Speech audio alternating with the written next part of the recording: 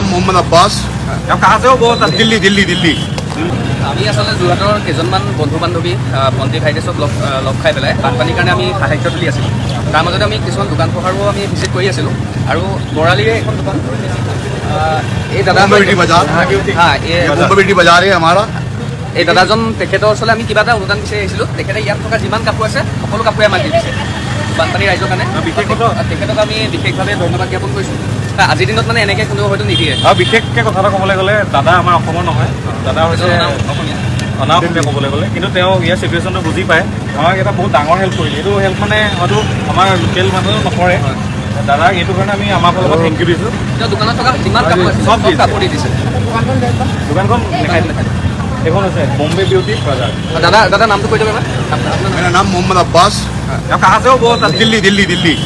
हम दिल्ली से हैं।